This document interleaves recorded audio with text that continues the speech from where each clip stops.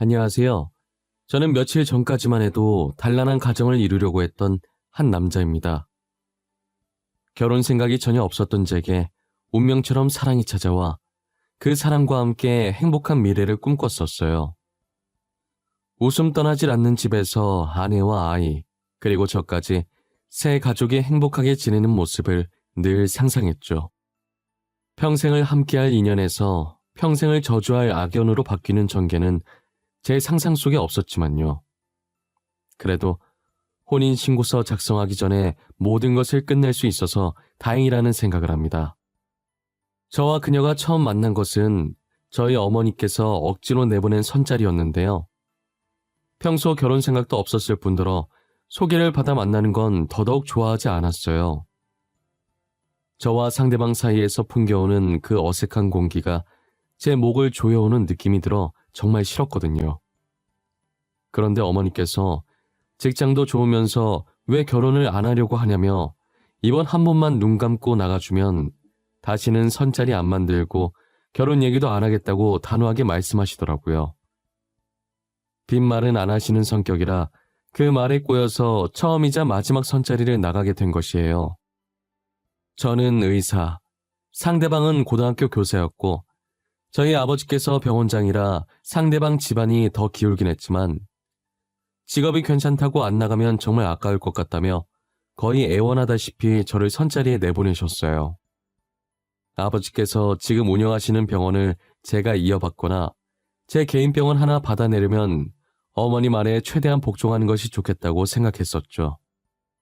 결혼할 거라는 생각 없이 몸도 마음도 굉장히 편안한 상태로 선자리에 나갔어요. 제가 먼저 도착했길래 상대방에게 마시고 싶은 음료를 물어본 뒤 미리 시켜놓고 기다리고 있었어요. 진동배를 들고 자리에 앉음과 동시에 문 여는 소리가 들려서 상대방이 도착했나 쳐다보니 제 이상형과 상당히 가까운 사람이 제 쪽으로 걸어 들어오더라고요. 설마 제 앞에 앉겠나 했는데 설마가 사람 잡는다고 제 이름을 말하면서 맞냐고 물어보는 거예요. 대답도 못하고 그녀 얼굴만 멍하니 바라보다 진동배의 소리에 놀라서 정신 차리고 맞다고 답했어요. 그녀는 싱긋 웃으면서 자기가 음료 가지고 오겠다고 제 손에 들린 진동배를 가지고 가더라고요. 순간 꿈인가 싶어서 양손으로 제 뺨도 때려보고 허벅지도 꼬집어보고 별짓을 다 했던 것 같아요. 커피를 마시면서 인사도 하고 이런저런 이야기를 나누기 시작했는데 그녀도 저처럼 어머니한테 등 떠밀려 선자리에 나온 거더라고요. 결혼할 나이는 다가오고 주변 친구들 다 결혼할 때 혼자만 결혼을 안 하고 있으니 어머니께서 많이 답답해 하셨다고 하면서요. 저도 그렇다고 하면서 농담을 주고받다가 어색했던 분위기가 자연스럽게 풀려 있었어요. 그러다 실수로 제 허벅지에 느껴지는 휴대폰 진동에 놀라서 테이블을 실수로 찾고 그녀 앞에 있던 커피가 떨어지면서 그대로 그녀 치마에 다 쏟은 거예요.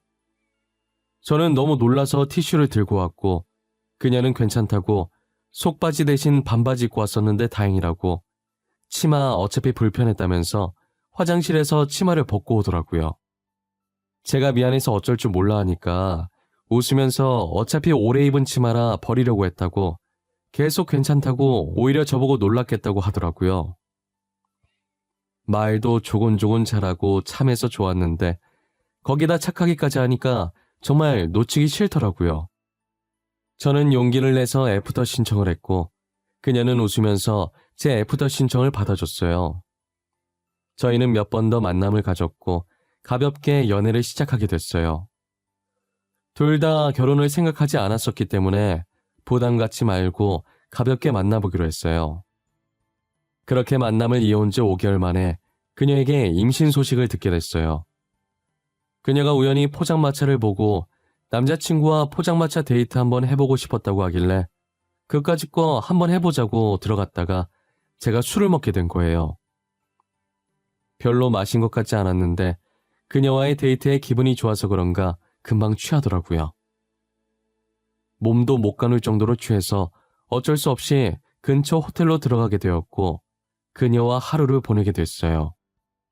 그녀의 임신 소식에 양가 부모님은 엄청 좋아하시면서 당장 결혼해야 한다고 날짜 잡자고 야단이셨어요. 결혼 생각 없던 저희라 부모님들께서 진짜 결혼 안 하면 어쩌나 걱정 많이 하셨었는데 이렇게 아이까지 생기니 바로 결혼해야 한다고 난리를 치실 수밖에 없으셨어요. 저희가 비록 연애 기간은 얼마 되지 않았지만 그동안 봐온 그녀의 인품으로 봐서 이대로 결혼을 했어도 정말 잘 살 수 있을 것 같다는 생각이 들었어요. 그녀는 뭐가 불안한지 상견례도 속전속결로 무사히 마치고 날짜까지 잡았는데 표정이 좋지 않더라고요. 어딘가 불안해 보이는 표정을 하고 있는 예비 아내의 손을 조심스레 잡고 말했어요. 뭐가 그렇게 불안해? 이제 막 알아가는 단계인데 벌써 결혼해서? 우리한테 다가올 미래가 무서워서 그러는 거야? 그래? 아무래도 그렇지. 우리가 1년을 연애한 것도 아니고 이제 고작 5개월 됐는데 결혼에 임신해. 안 무서운 게 이상한 거 아니야? 결혼 생활도 무섭고 애 낳는 것도 무서워. 내가 옆에 있는데 뭐가 무서워. 언제나 네 옆에 꼭 붙어서 널 지키고 있을 거야. 무슨 일이 생기든 무조건 우리 시은이랑 아기 옆에 있을 거야. 그러니까 너무 겁먹지 마. 우리가 결혼해서 잘 살 수 있을까? 애기 낳아서 잘 키울 수 있을까? 결혼도 처음이고 엄마가 되는 것도 처음이고 아는 게 하나도 없고 두려워. 나도 그래. 나도 처음이라 솔직히 무서워. 그래도 둘이 힘 합치면 뭐든 못하겠어? 우리 벌써부터 겁먹지 말자. 우린 분명 좋은 배우자, 좋은 엄마 아빠 될 수 있을 거야. 저는 갑작스러운 결혼과 출산에 두려움에 떨고 있는 예비 아내를 달래고 또 달랬어요. 솔직히 저도 이렇게 한 번에 닥친 상황에 예비 아내처럼 겁먹고 두려운 건 마찬가지였지만 이제 가장이 될 사람인데 제가 흔들리면 안 되겠다는 생각이 들었어요. 그래서 겁먹은 티 안 내고 예비 아내에게 잘할 수 있을 거라고 용기를 주었죠. 상견례까지 속전속결로 끝낸 것처럼 저희 결혼 준비도 아무 문제 없이 빠르게 끝낼 수 있을 줄 알았어요.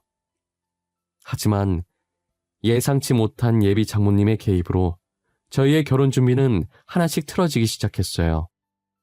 저희 쪽에서 신혼집을 하고 예비 처가댁에서 혼수를 해오기로 이야기가 끝난 상태였어요. 어차피 저희가 살 집이니 저희 마음에 들어야 한다고 신혼집 고르는 건 전적으로 저희한테 맡겼었어요. 집을 보러 다니려고 예비 아내와 시간을 맞춰서 만났는데 예비 장모님까지 같이 오신 거예요. 장모님과 함께 가겠다는 말이 없어서 당황스럽긴 했지만 그럴 수 있다고 생각했어요. 그날은 집 두 채를 보게 됐고 저와 예비 아내는 아이 키우기 적당한 평수라 둘 다 괜찮아 했지만 예비 장모님께서는 어디가 불만족스러우신지 계속 표정이 안 좋더라고요. 지서방, 여기 평수가 얼마나 된다고 했지? 28평이라고 했었나? 이렇게 좁은 집에서 아이를 어떻게 키울 생각인 거야? 아이 안 크면 몰라도 계속 자랄 텐데? 에이, 장모님, 28평이 뭐가 작아요? 방도 3개나 있는데요. 이 정도면 아이 키우기에도 충분하죠. 병원장도 별거 없나 보네. 28평을 누구 코에 붙여? 방 3개 있다고 해도 다 작아 보이는구만. 그리고 요즘 아파트에 방 3칸 아닌 곳이 어디 있어? 다 있지. 엄마, 그만해. 지금 뭐 하는 거야? 우리 집은 우리가 알아서 구한다고 했잖아. 굳이 따라와서는 왜 사람 신경만 긁고 있어? 우리가 알아서 할게. 아니, 내가 틀린 말 한 거 아니잖아. 못해도 40평짜리는 해와야 하는 거 아니니? 명색이 병원장 아들인데 말이야. 28평은 좀 수준 떨어지잖아. 내가 어디다 말하기에도 부끄럽고. 집이 뭐가 그렇게 중요해요. 저희만 잘 살면 되는 거 아닌가요? 저는 40평까지는 필요 없다고 생각해요. 청소하기도 힘들고요. 이렇게 말이 안 통해서야 원. 됐다. 말해봤자 같은 말만 할 것 같으니 그만하자꾸나. 신혼집은 알아서들 잘 구해봐. 나중에 후회나 하지 말고. 나는 간다. 예비 장모님은 신혼집 평수로 제 속만 긁어놓고 호련히 가버리셨어요.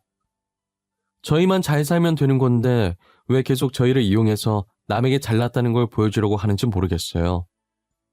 병원장 아들이라고 해서 꼭 40평 아파트에 살아야 한다는 법이 있는 게 아니잖아요. 집 둘러볼 때부터 계속 뷰가 어쩌고 물수압이 어쩌고 하면서 집이 안 좋다고 핑계대더니 결국엔 평수가 마음에 안 들어서 뭐든 딴지를 걸고 있었던 거예요. 저는 40평 아파트에 갈 생각이 전혀 없었고 며칠 더 둘러보다가 32평짜리 단독주택으로 계약하게 됐어요. 마당도 있어서 아이가 뛰어놀면 좋을 것 같기도 하고 예비 안 해도 좋다면서 만족했죠. 이제 집에 혼수만 들어오면 결혼에 필요한 모든 준비가 끝났었어요. 혼수는 처가댁에서 알아서 해주기로 했다는 아내의 말을 믿고 기다리고 있었어요. 얼마 지나지 않아 신혼집에 혼수를 넣어놨다는 이야기를 들었고 바빠서 한동안 가보지를 못했어요.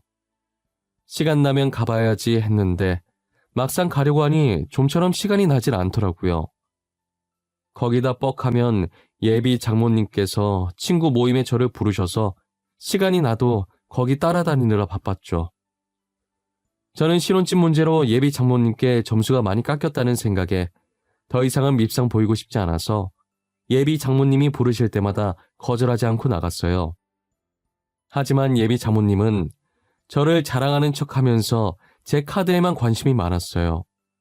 항상 저를 부르는 곳이 저도 못 가본 고급 레스토랑이나 고급 호텔이었어요. 여기야 지서방. 잘 찾아왔네. 우리 딸한테 말 안 했지?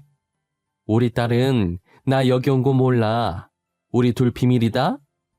그리고 여기는 내 친구들 인사해. 이야, 너 사이 하나 잘 골랐네. 아주 기도 훤칠하고 인물이 좋네. 무슨 복으로 저런 사이를 얻은 거야? 너네 딸도 참 능력 좋아. 그러게, 날 닮아서 남자 보는 눈이 있어. 병원장 아들 만나는 게 쉬운 일 아니지. 조만간 우리 사위 개인 병원도 하나 생길 것 같은데 개원하면 다들 그 병원으로 옮겨. 장모님, 그게 무슨 소리예요? 저 아직 개인 병원 개원할 생각 없어요.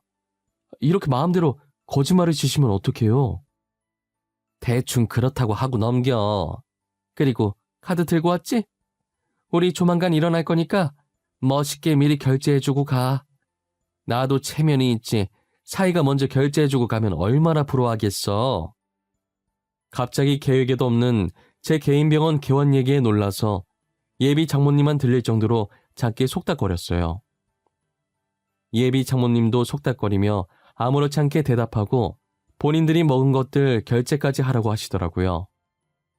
어이가 없어서 예비 장모님을 바라보면 표정 변화 하나 없이 눈짓으로 카운터를 가리키는 거예요. 괜히 얼굴 붉힐 일 만들었다간 저만 손해일 것 같아서 30만 원 결제하고 레스토랑을 빠져나왔어요. 이런 식으로 계속 제가 병원장 아들이라는 걸 내세워서 친구들에게 체면 차리고 비싼 밥, 자기가 사는 척하면서 제게 결제를 맡기셨어요. 저는 그래도 그 정도면 나름 애교로 참을 만한 정도였어요. 간만에 시간 내서 혼수 들어온 신혼집에 방문했더니 아주 가관이더라고요. 대충 멀리서 겉모습만 봤을 땐 새 것과 마찬가지로 엄청 깨끗했어요. 그런데 가까이 가서 보거나 안쪽까지 살펴보면 살짝 사용한 흔적들이 보이는 거예요. 예비 장모님은 제가 제품에 가까이 가려고 하면 뭘 그렇게 보냐고 맞기 바쁘셨죠. 장모님, 이리 좀 와보세요. 이거 새 제품들 맞아요? 새 제품 아닌 것 같은데? 당연히 새 제품이지. 왜? 뭐가 문제 있어? 문제 있을 리가 없을 텐데. 내가 혼수 드린 날에 분명 잘 작동하는지 다 확인했었어. 작동이 문제가 아니라요. 누가 사용했던 흔적들이 있어서요. 교환 신청해야 할 것 같은데. 장모님, 영수증 있으면 저한테 주시겠어요? 아무래도 상태들이 교환을 해야 할 것 같아요. 사실 지서방, 우리가 혼수 급하게 준비하느라 중고로 샀어. 근데 작동도 잘 되고 외관도 깔끔해서 새 거랑 다름없던데? 아니, 장모님, 그게 무슨 말이에요? 혼수를 중고로 사셨다고요? 아유, 세상에, 혼수를 중고로 사는 사람이 어디 있어요? 사용하는 데에만 문제 없으면 되는 거 아닌가? 사람이 왜 그렇게 꽉 막혔어? 일단 그거 써. 다음에 내가 새 제품으로 싹 다 바꿔줄 테니까. 그리고 어른한테 대드는 거 아니야. 알겠어? 도대체 자기 딸 시집 보내면서 중고로 혼수를 사는 사람이 세상에 어디 있단 말인가요? 저는 예비 장모님께 불만을 토로하려고 하는데 자켓 안에 넣어놨던 휴대폰이 시끄럽게 울리는 거예요. 잠시 다른 방에 들어가서 받으니 동기가 급한 일이 있다고 당직 서달라고 부탁하는 전화였어요. 대충 알겠다고 하고 다시 예비 장모님께 이건 좀 아닌 것 같다고 말하려고 거실로 나가려는데 예비 장모님과 예비 아내가 이야기를 나누고 있는 소리가 들리더라고요. 엄마, 나 무서워. 그냥 사실대로 말하고 파혼하면 안 돼? 나 승훈 씨 보기 미안해. 이러다 들키면 우리 둘 다 끝이야. 진짜 어쩌려고 그래. 에이, 안 걸린다니까 그러네. 나만 믿어. 절대 걸릴 일 없으니까. 너만 연기 제대로 잘하면 돼. 알겠어? 몰랐는데 여기 집값 장난 아니더라. 아주 봉잡았지. 엄마, 제발 우리 여기서 그만하자. 응? 나 그냥 다 말할래. 승훈 씨가 아이 아빠 아니라고. 승훈 씨랑 만나기 전에 만났었던 남자 아이라고. 너 미쳤어? 입 조심해. 지서방이 들으면 어쩌려고 그래. 이 좋은 기회를 왜 놓쳐? 병원장 아들이랑 결혼한 게 쉬운 줄 알아? 너 고생길 끝이야. 애친 아빠는 너무 가난하잖니.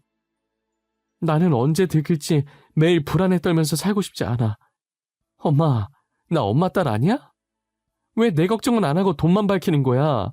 제발 내 생각도 좀 해주면 안 돼? 술 먹여서 실수한 걸로 하자고 했던 건 너다. 이제 와서 발 빼겠다는 거야? 너만 입 다물면 아무도 몰라. 그러니까 잠자코 있어. 다 잡은 물고기 놓칠 셈이야? 알고 보니 아내는 선자리에 나오기 전에 만나고 있었던 남자가 있었어요. 선자리 나왔을 당시에도 남자와 만나고 있는 중이었는데 남자 집안이 너무 가난해서 예비 장모가 마음에 들어하지 않았고 예비 아내를 억지로 선자리에 내보낸 거더라고요. 저랑 만나면서도 미련이 남아 남자를 계속 만났었고 뱃속에 있는 아이도 그 남자 아이였던 거예요. 당시 저랑은 아무 일도 없었기 때문에 임신한 걸 알면 다른 남자가 있었다는 게 들키게 되니까 일부러 제게 술을 먹여서 실수한 척하고 뱃속의 아이를 제 아이라고 한 뒤 결혼을 강행한 거죠.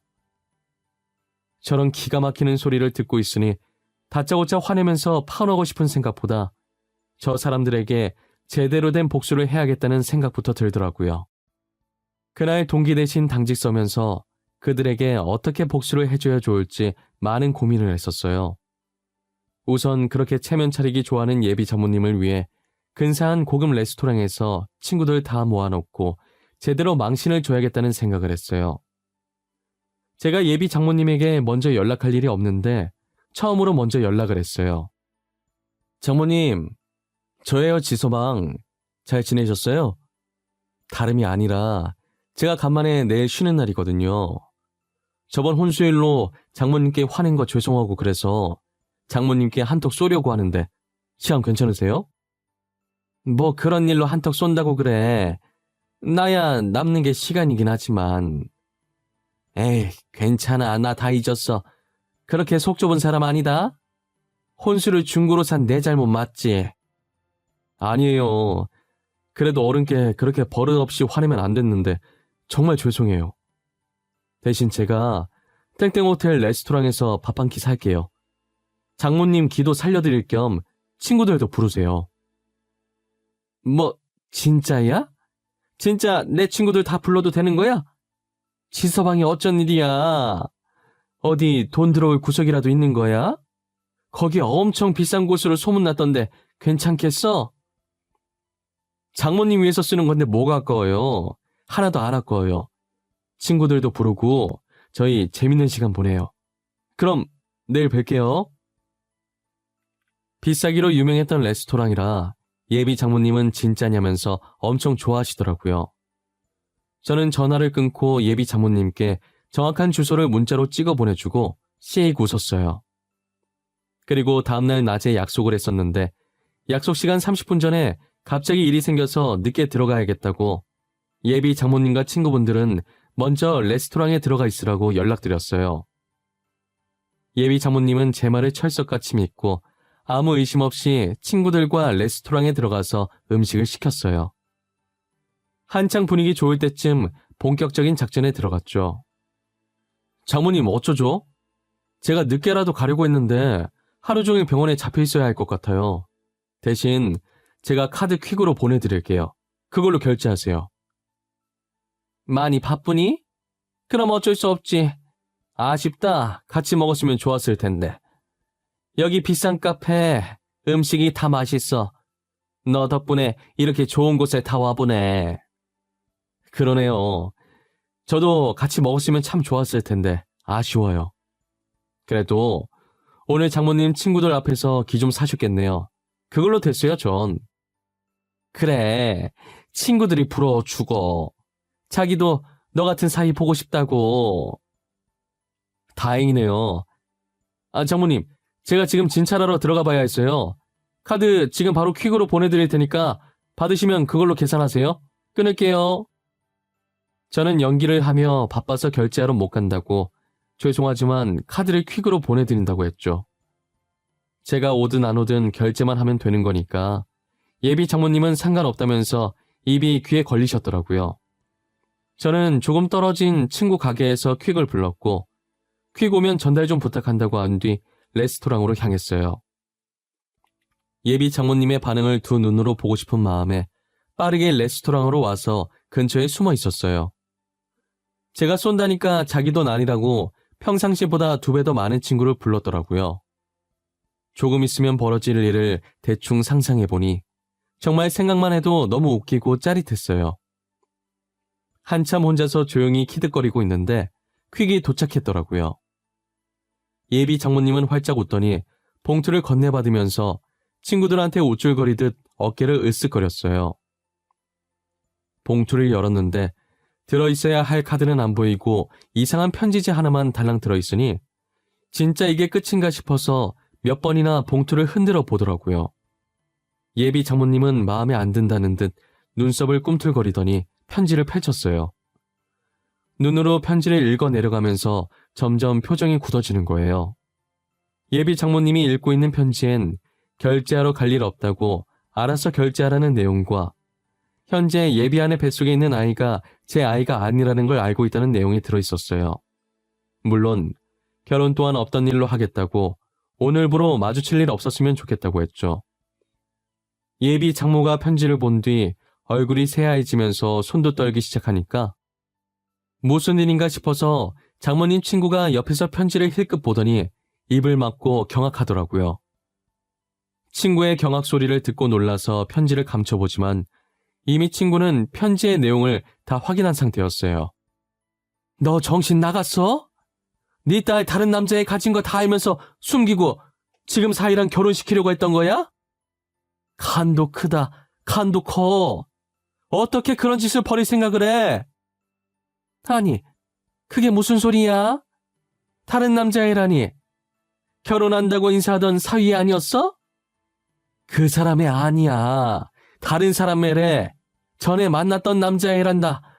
사위가 그거 알고 지금 얘 연맥이려고 이런 거고. 근데 이 정도면 애교지. 나 같으면 열받아서 이보다 더한 짓을 했을 거다. 아유, 왜 그랬니? 차라리 애를 떼지 그랬어. 애 아니었어도 결혼했을 것 같던데. 저번에 둘이 같이 있는 거 보니까 사위가 네 딸 엄청 좋아하는 것 같다만. 내 말이 진짜 왜 그랬냐? 네 복 네가 찬 거야. 아이고, 나는 모르겠다. 우리는 그만 일어나자. 네가 사준다고 해서 나온 거니까 계산은 네가 해. 말수가 이건 진짜 네가 잘못한 거다. 그러게 왜 그랬어? 우리 먼저 가볼게. 미안하다.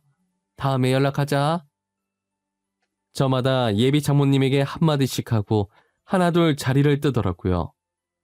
그렇게 혼자 덩그러니 남겨졌고 주먹으로 테이블을 한번 쾅 치더니 휴대폰을 들더라고요. 누가 봐도 저한테 전화를 걸 것 같아서 허겁지겁 전화를 꺼버렸어요.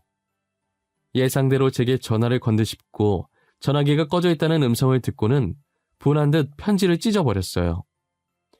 얼굴이 터질 것처럼 빨개지더니 계산서를 가지고 카운터로 가더라고요. 계산을 하면서 12개월 할부 안 되냐고 하는데 얼마나 웃기던지 결국 6개월 할부를 하고 갔어요. 예비 장모님이 완전히 떠난 후 한동안 그 자리에서 배꼽을 얼마나 잡았는지 몰라요. 저는 여유롭게 음식을 시키고 다시 전화를 켜서 두 번째 작전을 실행했어요. 전날 예약했던 꽃집에 전화해서 예비 아내의 학교에 배송 부탁드린다고 연락을 했어요. 전화를 끊고 얼마 안 지나서 바로 음식이 나왔고 아까 예비 장모님의 모습이 계속 생각나서 웃음이 안 멈추길래 실성한 사람처럼 웃으면서 음식을 먹었어요. 저는 누군가에게 복수하는 걸 드라마에서나 봤지 실제로 해보게 될 줄은 몰랐거든요. 막상 직접 해보니까 이렇게 짜릿할 수가 없었고 다들 이 맛에 복수를 하나 싶었어요. 음식을 다 먹고 콧노래를 흥얼거리며 후식을 먹고 있는데 예비 아내에게 전화가 왔더라고요. 수업 마치기 10분 전에 도착할 수 있게 해달라고 보냈었는데 시간 보니 쉬는 시간인 거예요. 휴대폰에 예비 아내의 전화번호가 뜨는 순간 제가 보낸 화환을 받구나 싶었어요. 수은 씨, 이거 뭐야? 언제부터 알고 있었어? 아니, 그래도 이건 아니잖아. 어떻게 내가 다니는 직장에 이걸 보낼 수가 있어? 제정신이야? 그럼 다른 남자애를 내 애라고 속이고 결혼하려던 건 제정신이고 솔직히 화환 보낸 건 애교 아닌가? 더한 복수도 할 수 있는데 저 정도로 끝내준 거면 감사해야지, 안 그래? 문구를 왜 저딴 식으로 보낸 거야? 이미 선생님이랑 학생들 다 봤어. 이제 어쩔 거야?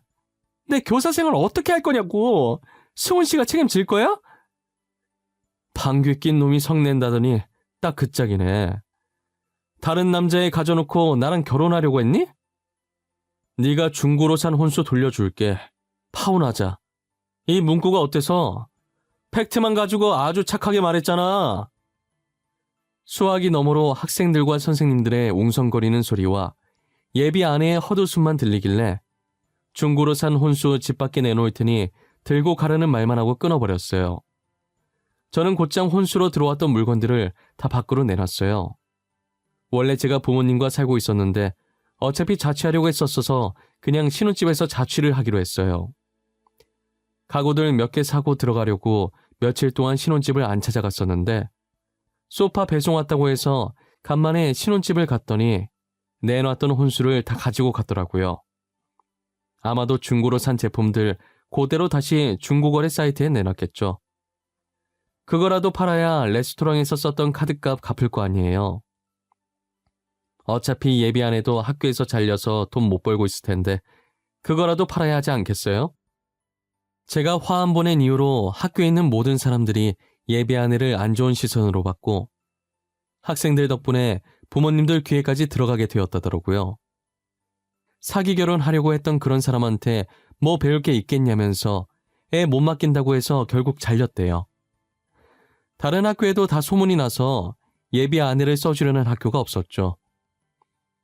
예비 장모님도 병원장 아들인 저를 사위로 맞이한다고 어깨 펴고 떵떵거리면서 지냈었는데 파혼하고 나서 친구들한테도 외면당하고 동네 사람들도 예비 장모님을 보면서 수군거린다더라고요. 돈에 눈 멀어서 다른 남자애 가진 딸을 애먼 사람한테 떠넘겼다고 하면서요. 결국 남한테 떠넘기려다 된통 자기들만 당한 꼴이 된 거잖아요. 다 자업자득으로 자기가 한 짓들 돌려받은 거라고 생각합니다. 저는 지금 파혼하고 오히려 더 승승장구하고 있어요. 전문의 시험도 합격했고 전문의 시험도 합격했고 신혼집으로 샀던 집도 재개발 소리가 들리면서 집값이 훌쩍 뛰었거든요. 정말 먹고 사는 건 저만 노력하면 되는 일이라 쉬운데 결혼은 혼자 힘으로 하는 것이 아니니 세상에 결혼보다 어려운 게 없는 것 같아요. 저희 어머니도 이번 일 겪고 선자리에 나오는 사람들 중에도 정상만 있는 건 아니라면서 다시는 제게 선보라는 말도 결혼하라는 말도 하지 않았어요. 저도 이 나이 먹으면서 별의별 일 다 겪어봤다고 생각했는데 이번 일같이 최악인 일은 또 없었어요. 인간관계란 너무 어렵고 나이는 정말 숫자에 불과했어요. 예비 장모님을 보니 뼈저리게 느끼게 되었답니다. 저는 이것 또한 경험이라고 생각하고 예비 장모님과 다르게 앞으로 성숙한 사람이 되려고 해요. 이렇게 사연을 보내려고 글을 쓰고 나니 어딘가 씁쓸한 감정이 밀려오네요. 여러분들은 부디 좋은 인연들과 함께 좋은 일들만 가득하길 바랄게요.